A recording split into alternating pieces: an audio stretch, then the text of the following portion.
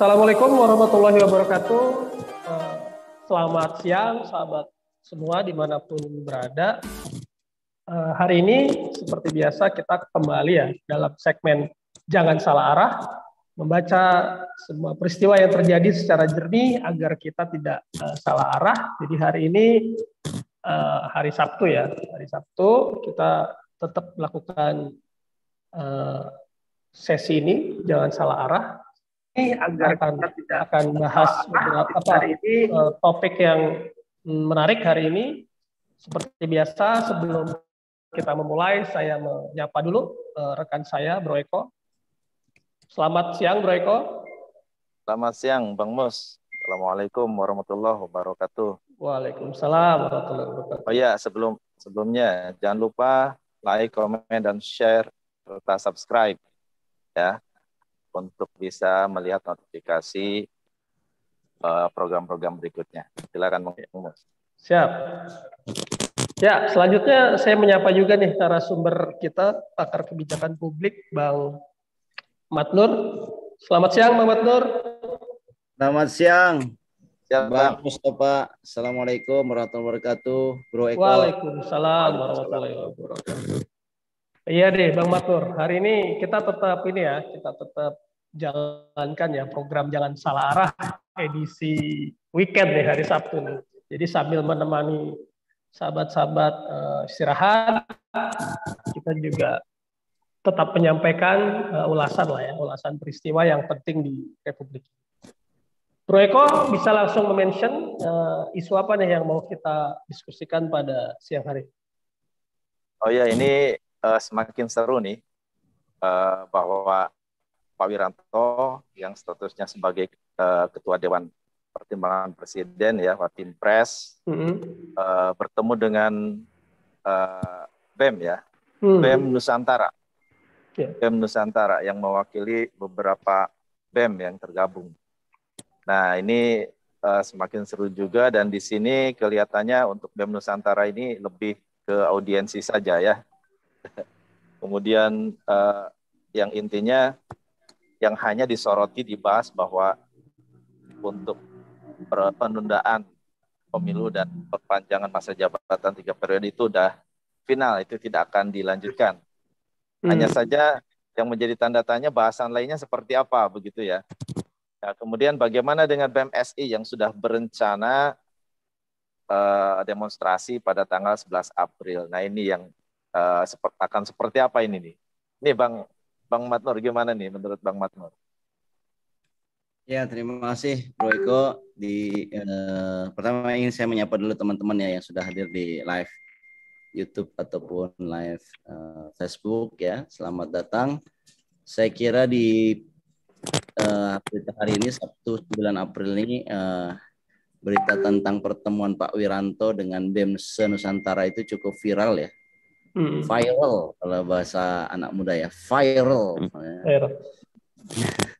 Viral karena ya ini diterima oleh Impres ya, Dewan Pertimbangan Presiden menerima adik-adik kita mahasiswa yang tergabung dalam BEM Nusantara. Ya. BEM Nusantara ini apa sih? Apa sih BEM Nusantara dengan BEM seluruh Indonesia? Saya sebagai mantan ketua BEM UI itu merasa yang sangat legitimate itu adalah BEM seluruh Indonesia. Karena BEM seluruh Indonesia isinya adalah BEM-BEM dari kampus-kampus ternama ya, terbaik di negeri ini. ITB, UGM, IPB, UNJ, UI dan sebagainya gitu. Dan ini rutin pertemuannya setiap tahun. Tapi kalau BEM Nusantara ini kampus-kampus yang mereka bukan kampus top ya, banyak diantaranya kampus-kampus yang swasta gitu. Nah saya kira kalau beritanya kemudian ada yang tadi ditampilkan bahwa setelah bertemu dengan Pak Wiranto, BEM Nusantara itu tidak akan ikut ya. Ya sebenarnya memang BEM Nusantara ini memang secara fakta itu kalah di lapangan. pertama dari jumlah kampusnya saja ya mereka terbatas. Yang kedua, ketika masing-masing mengerahkan massa, maka BEM Nusantara itu tidak seheboh BEM seluruh Indonesia ya, BEM SI. Dan BEM SI itu seluruh Indonesia itu bisa bergerak bersama-sama dalam jam yang sama di tempat yang mungkin disepakati ya bersama, entah itu di gedung DPR, di DPRD gitu ya. Itu bisa bersamaan itu. Itulah kekuatan dari BEM seluruh Indonesia ya. Kalau BEM Nusantara itu nggak jelas itu. Itulah ya satu pola yang bisa kita cermati bahwa penguasa itu selalu melakukan pembelahan BEM ya, pembelahan abdesi, pembelahan partai politik agar BEM-BEM yang mendapatkan publisitas ya, organisasi mendapatkan publisitas itu organisasinya sesuai dengan agenda pemerintah. Begitulah gerakan yang bisa dibayar tuh begitu, dibelah, kemudian yang dibayar itu dijadikan alat propaganda buat pemerintah. Itu dulu. Iya. Ya, tadi kan statementnya apa ya, Bang? Menolak mundur untuk tidak demo ya 11 April besok ya. Atau memang dari awal memang sebenarnya memang gak niat untuk ikut demo gitu kan.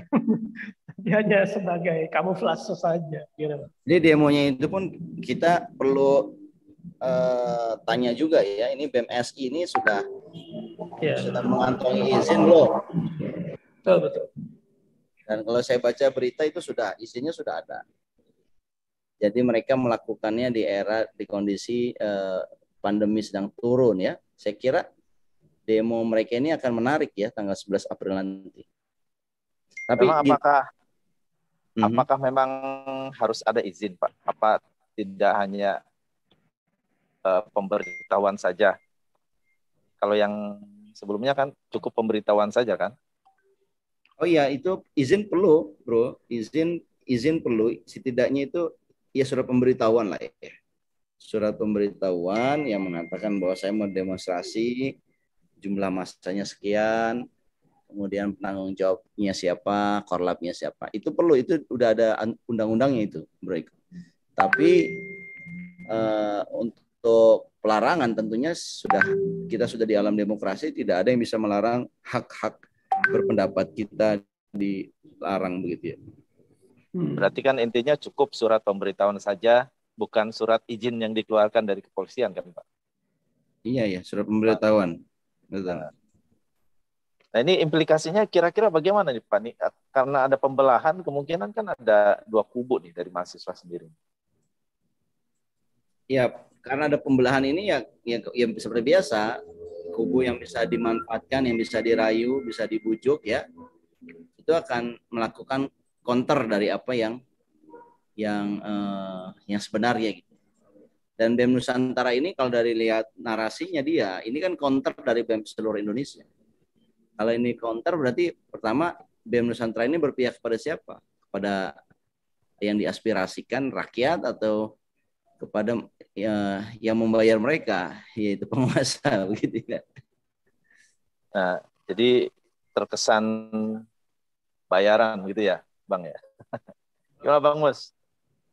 Ya, pemerintah segenting apa sih, setakut apa sih dengan demo 11 April besok? Kan sebetulnya aspirasi menyampaikan pendapat di muka umum itu kan dibolehkan ya secara undang-undang. Tapi kenapa harus seolah-olah panik gitu loh? Saya ngelihatnya negara ini kayak panik menghadapi demo besok 11 April besok. Gimana Bang? Ya biasa lah ya, namanya ada satu pengerahan massa dan ini adalah massa terdidik, yaitu massa mahasiswa. Dan kita tahu masa mahasiswa ini tahun 65, tahun 98 ini sebagai penentu dalam perubahan kepemimpinan di Indonesia. Jadi saya kira, saya memahami ini tidak bisa dianggap enteng ya, demo mahasiswa ini, apalagi kan demo dari kesekian kali. Jadi ini kelihatannya BEM SI menjanjikan masa yang lebih banyak ya, dengan tuntutan yang lebih fokus ya. Begitu, Mas. Ya, sebetulnya kan pemerintah juga, Pak Jokowi kan pernah bilang, saya kan nggak takut di demo gitu sebetulnya. Saya nggak takut di demo, Artinya kan ya secara itu kan menyatakan ya silakan aja menyampaikan kritik kan sebenarnya Bang. Maksudnya nggak ada yang perlu ditakuti harusnya kan. Demo itu. Ya demo memang tidak perlu ada yang takutin ya. Selama demonya damai sih, saya kira penguasa itu tidak perlu takut. Tapi begitu dia demo ini ternyata dihadiri oleh banyak orang, dan ini merupakan aspirasi banyak orang, dan saya kira ini satu kekuatan yang harus, ya kekuatan yang luar biasa, yang kemudian harus disikapi oleh Presiden. Nah ini masalahnya Bang, artinya kan yang pertama menyuarakan itu kan BEM-SI ya. Harusnya yang ditanggapi itu ya BEM-SI gitu kan. Artinya harus diajak bicara itu BEM-SI gitu ya. Nah ini apa secara apa istilahnya? Secara ini nggak takut gitu ya bahwa itu tampak tidak elegan, tampak tidak punya jiwa kenegarawanan gitu ya. Menghadapi apa yang menjadi aspirasi masyarakat secara langsung dengan yang menyampaikan aspirasi begitu. Nah itu bagaimana Bang tanggapannya Bang? Ya saya kira kalau upaya mengurangi atau menggagalkan aksi BEM 11 April ini bakal ada ya. Saya kira ini kan masih ada 2 hari ya, masih ada 2 hari lagi. Saya kira dalam waktu 2 hari ke depan kita akan dengar narasi-narasi intinya adalah pelarangan, pengebosan, ya supaya tanggal 11 itu masanya tidak banyak. Itu biasa ya dalam aksi sebelum-sebelumnya juga kan begitu kan, ditakut-takuti ya, sampai ada informasi polisi melaporkan bahwa ada rencana serangan teroris, ekstremis, bawa bom di tengah-tengah massa, sampai begitu kan. Cara menggembosinya begitu. Dan saya kira juga upaya menggembosi itu sudah dimulai kemarin saat pertemuan Pak Wiranto ketemu sama BEM Nusantara, dan kemudian Nusantara mengatakan tidak akan ikut demo. Nah, gimana Bang Mus? Ya sebetulnya kan apa Bang ya, kalau dibilang selama ini kan mahasiswa bisa dibilang absen ya, absen dalam udah cukup lama absen nih dalam suara publik ya, terutama ketika terjadi pandemi ya. Pandemi kan orang nggak boleh demonstrasi ya saat itu, tidak boleh turun ke jalan. Tapi kemudian kan di tengah pandemi kan juga akhirnya lahir kebijakan-kebijakan yang sebetulnya itu mengganggu ya, mengganggu naluri kita. Seperti ya banyak lah kayak IKN, kayak yang digugat di tentang Ciptaker gitu kan.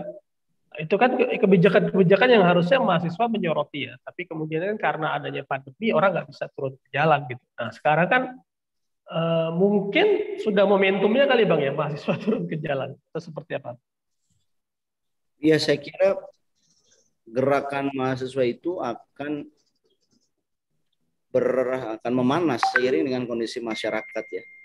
Saya kok percaya mahasiswa itu adalah mereka yang punya nurani, dan mereka anak-anak muda ya, yang tentunya mereka hidup di tengah-tengah masyarakat, mereka menyaksikan dan merasakan apa yang dirasakan oleh rakyat. Dan saat ini mereka sudah cukup punya alasan yang kuat untuk bergerak ya. Karena apa? Karena kita melihat ketidakkompetenan pemerintah dalam menyelenggarakan negara, misalkan dalam menyediakan harga-harga barang yang murah. Itu kan sama sekali tidak kompeten. Ya, harga minyak sejak Januari 2022 sampai hari ini April ya malah ada di level yang sangat tinggi ya. Minimal itu 24.000 ya kemasan. Sementara minyak curahnya kosong gitu. Ini sudah cukup beralasan, dan saya kira ya meskipun terlambat kita apresiasi ya Bro Mustafa ya. Kita apresiasi ini ada satu gerakan, dan apalagi kelihatannya BEM-SI juga merasa ini perjuangan yang memang panggilan moral buat mereka gitu, untuk mereka datang ke jalan. Untuk itu kita sebagai masyarakat mengucapkan terima kasih kepada mereka. Bahkan kalau bisa kita support mereka. Yang terjadi kan begini, saya baca misalkan di Twitter, teman-teman koordinator BEM-SI Kaharudin cerita misalkan akun sosial medianya dia diretas. Dia nggak bisa masuk ke Facebooknya, nggak bisa masuk ke WhatsAppnya, ke Instagramnya. Ini kan cara-cara ya, kita tahulah ini cara-cara pengebosan supaya koordinasi ketua BEM itu tidak dilakukan gitu, tidak masif dilakukan karena ada hambatan teknologi, WhatsApp-nya diblokir, Twitter-nya diblokir kan. Sementara ini kan kita tahu bahwa perjuangan anak-anak BEM ini sejak COVID melanda 2020 ini ya sampai sekarang ini kan pergerakannya lebih banyak di sosial media. Saya nggak kebayang itu sama aja mahasiswa sedang demonstrasi itu power supply sound mobil sound itu diputus. Nah, itu kan salah satu ngebosan itu nggak bisa itu kita bicara lantang kalau mobil soundnya power supply-nya terputus. Kira-kira selain mahasiswa, elemen apa lagi ya yang akan turun tanggal 11 besok kira-kira? Atau hanya mahasiswa saja? Saya kira sih mahasiswa saya kira yang paling utama ya dalam demonstrasi itu, karena kalau melihat pergerakan di sosial media kan conversation di antara mereka juga cukup aktif ya, dan mereka juga tidak mengundang masyarakat untuk terlibat ya. Jadi saya kira ini adalah murni teman-teman mahasiswa saja. Okay. Saya baca lagi ada Babe Aldo ya kalau nggak salah itu berencana ikut serta. Ini ada beberapa tokoh sepertinya Bang. Ini sebaiknya jangan ikut campur dulu di forumnya, bedakan gitu ya, karena kalau sebarisan nanti akan menganggap bahwa demo mahasiswa ini tidak murni, ditunggangi dan sebagainya. Itu pendapat Bang Matnur gimana? Gimana kok? Sorry. Ini kan ada tokoh yang kelihatannya mengajak untuk ikut bergabung, menyuarakan ya, bergabung dalam demo tersebut. Contohnya Babe Aldo ya. Babe Aldo mungkin tahu ya. Nah itu saya nggak tahu. Tokoh, sorry. Itu ini YouTuber ya. Oke. Dan itu tergabung ke barisan oposisi sebetulnya. Nah ini kemungkinannya ada tokoh-tokoh juga yang terlibat. Nah kalau seandainya mereka ikut berbarengan turun dengan mahasiswa, apa itu akan memberikan justifikasi bahwa aksi demo nanti itu ditunggangi gitu loh? Ya saya kira aksi itu akan ada. Isu gerakan mahasiswa ditunggangi kan selalu ada. Selalu menjadi isu kan. Terutama kita ingat misalkan tahun 98 bilangnya ditunggangi sama PKI. Ya kan? Tahun 2001 saat demonstrasi besar menolak Presiden Gus Dur itu kan dibilangnya ditunggangi sama kelompok-kelompok Orde Baru yang tidak mau reformasi. Isu kayak begitu saya yakin akan ada ya. Tapi saya kira hasil dari sejarah menunjukkan nggak akan berhasil ya, membuat stigmatisasi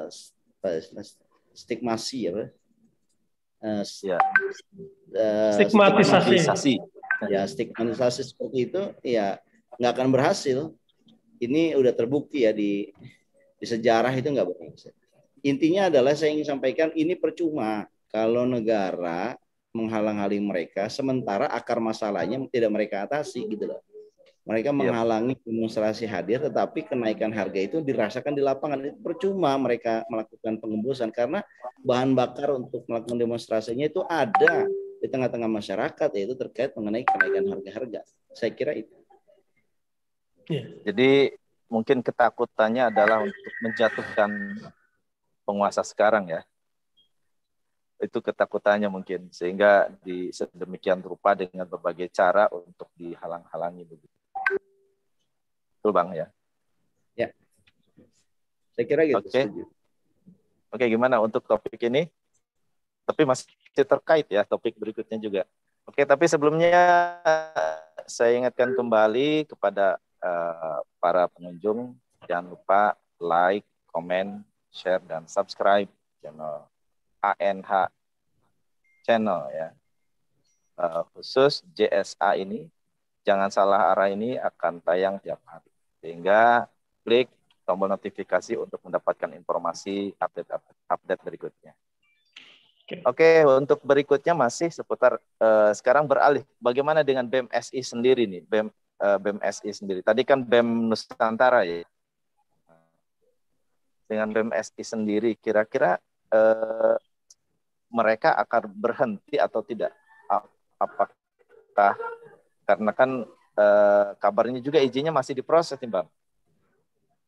Iya, saya kira pertama ya, saya ingin sampaikan bahwa rencana aksi 11 April yang dilakukan oleh BMSI itu adalah satu institusi atau lembaga yang sangat legitimate ya di kalangan kemahasiswaan. Saya ingat itu BMSI itu didirikan itu saat tahun 2021 ya. Saat itu ketua 2001. ya ketua BEM UI-nya itu Taufik Riyadi ya, di mana mengumpulkan ketua-ketua BEM seluruh Indonesia, terutama kampus-kampus negeri, itu bukan pekerjaan yang simpel ya, itu pekerjaan yang luar biasa. Dan kemudian muncullah BMSI itu saat mahasiswa itu bergerak melihat banyak korupsi-korupsi yang dilakukan oleh presiden ya. Saat itu presidennya adalah dugaan korupsi, dugaan korupsi yang dilakukan oleh presiden. Saat itu presidennya adalah Abdurrahman Wahid ya. Ada kasus Brunei Gate ya yang melibatkan tukang pijitnya presiden dan sebagainya gitu. Nah, itu tuntut Bulog Gate ya dan sebagainya. Itu yang menjadi tuntutan masyarakat. Jadi meminta pemerintah menyelenggarakan pemerintahan yang bersih. Nah, kemudian sekarang sampailah kita di tahun 2022, BMSI itu menyuarakan tentang isu-isu yang sangat hangat di publik ya, diantaranya adalah kenaikan harga-harga, kemudian juga periodisasi presiden yang ingin 3 periode.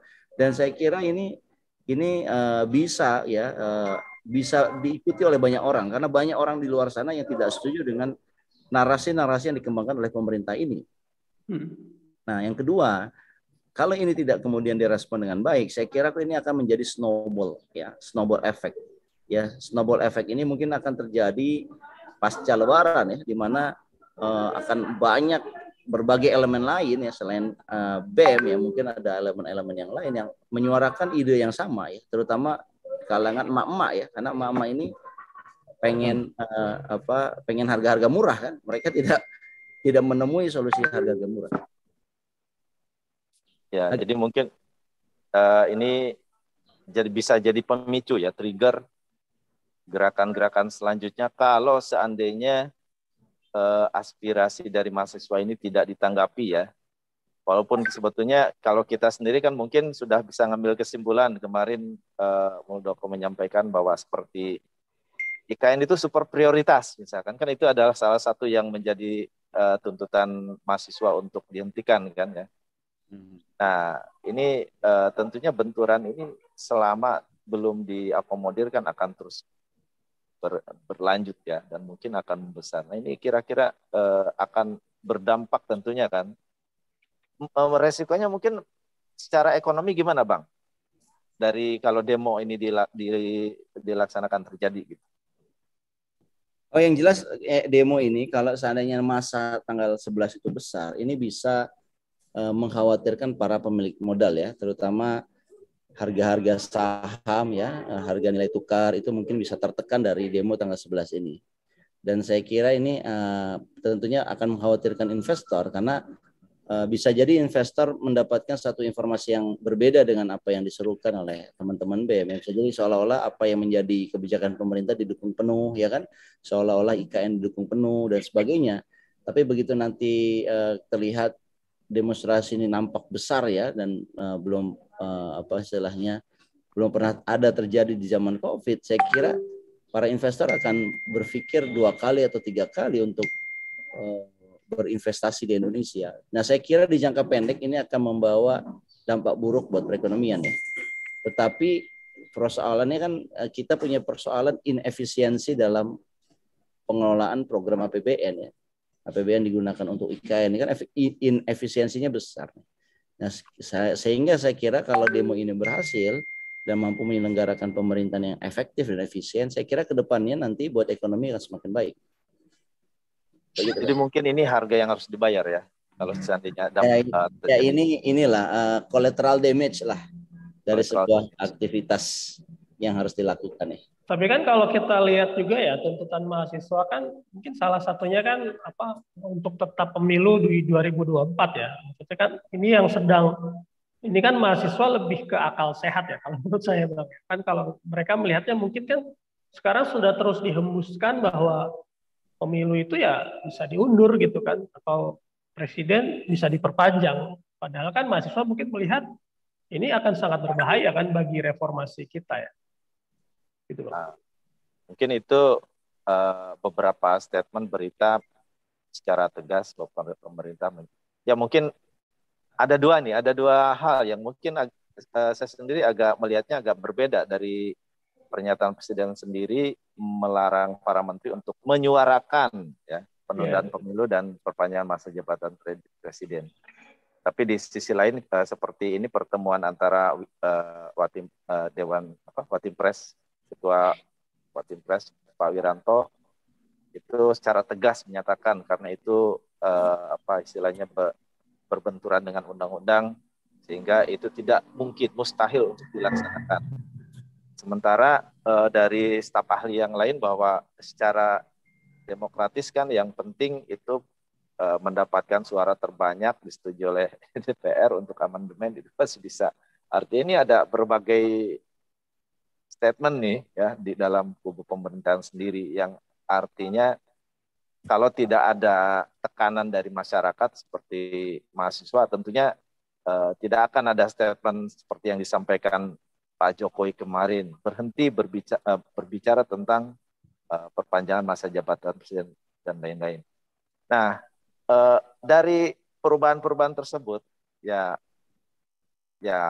tentunya kita juga akan bertanya-tanya ke depan nih kalau seandainya berhenti apakah akan konsisten seperti itu. Nah, itu waktu yang berbicara. Gimana menurut Bang Matmuri? Tanya-tanya ke depan nih kalau seandainya ya saya kira waktu yang akan berbicara saya setuju ya bahwa apakah gerakan ini membesar ya, kemudian bisa melakukan perubahan menjadi kekuatan penekan pemerintah, atau malah sebaliknya gerakan ini berhasil digembosi dan akhirnya tujuannya tidak tercapai ya. Sekali lagi kita akan menunggu waktu ya. Tapi saya kira dengan semakin meningkatnya kesulitan masyarakat di lapangan ya, terutama terkait kenaikan harga, saya kira kok ini akan mendapatkan satu apresiasi dari masyarakat ya. Masyarakat mungkin akan melihat ini yang saya tunggu-tunggu ya. Dan saya kira ketika masyarakat berposisi demikian, ini yang menjadi bahan baku gerakan ini akan panjang begitu. Ya semoga saja tidak represif ya.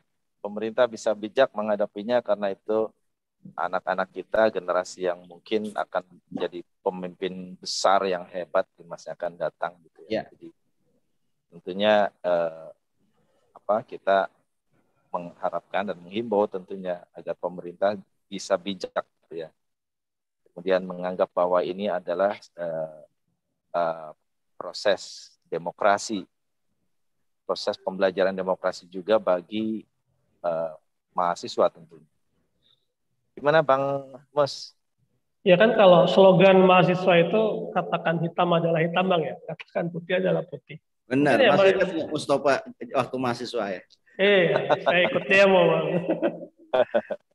Ya kan, mungkin mereka melihat kan apa yang dipertontonkan ya para politisi hari ini kan jauh dari hal tersebut gitu loh. Jadi jadi mungkin hati nuraninya sih saya berharap gitu ya, mahasiswa tetap terjaga dan nggak boleh masuk angin ya Bang ya mestinya ya, PR-nya itu. Dan itu harus kita jagain bersama, bagaimana gerakan mahasiswa ini tidak masuk angin. Ini yang kita jagain bersama, artinya kalau mereka bergerak dalam tataran moral, intelektual, saya kira mereka akan mendapatkan dukungan publik. Ya. Dan kita berharap itu, karena ini momennya tepat. Ya. Dan saya kira kalau ada kesempatan, ya, saya ingin ngajak Mustafa, Eko juga, ayo kita ikut juga, bersama-sama menyuarakan apa yang menjadi suara kita juga semua. Gitu. Saya juga ingin ajak juga teman-teman yang muda lainnya, yang mau ikutan ya, karena ini adalah bagian dari demokrasi, apabila tuntutannya sama ya kita ikut ikut bergerak menjadi satu kekuatan gitu kira-kira. Jadi mungkin kita JSA di Jakarta Bang ya 11 April ya. Wah, semangat ya, kita demo kalau bisa gimana nih. Menarik. Ya saya kira sebetulnya saat ini memang dirasakan kemunduran demokrasi karena suara itu seperti dipaksakan untuk satu gitu kan. Kalau zaman 98 itu kan benar-benar heterogen untuk ini ya, kaitannya dengan kebijakan pemerintah gitu, seolah-olah sangat anti kritik sehingga harus membangun kontra opini dan sebagainya untuk melegitimasi gitu ya. Dan aksi demo mahasiswa aja harus dibikin kontra opininya dengan membelah-belah gitu kan. Nah, tentunya hal ini kita harapkan tidak menjadi pemicu pertikaian horizontal di antara mahasiswa sendiri, begitu kan, Bang? Ya. Oke, Saya kira mungkin ya mahasiswa akan mendapatkan satu godaan ya, godaan hebat ya dalam menyelenggarakan ini. Pertama mungkin diiming-imingi, nanti sampai diancam dan diganggu privasinya ya. Saya kira ini kita doakan ya agar teman-teman kita ini, adik-adik mahasiswa ini tabah dan kuat dalam menghadapi ujian-ujian perjuangan. Oke, siap. Saya pikir cukup ya pembahasan tentang demo 11 April besok ya. Sama-samalah kita berdoa semoga bisa berjalan dengan baik. Amin. Aparat pun tidak represif ya di situ. Ya. Mungkin itu ya Bro Eko ya. Ya. Segmen salah arah kita hari ini. Oke, sekali lagi jangan lupa like, comment, share, dan subscribe untuk update episode berikutnya. Terima kasih Bang Matnur atas paparan. Terima kasih Bro Eko, Mustafa. Sampai jumpa di lain kesempatan ya. Siap Bang. Ya, siap. Assalamualaikum warahmatullahi wabarakatuh. Waalaikumsalam warahmatullahi wabarakatuh.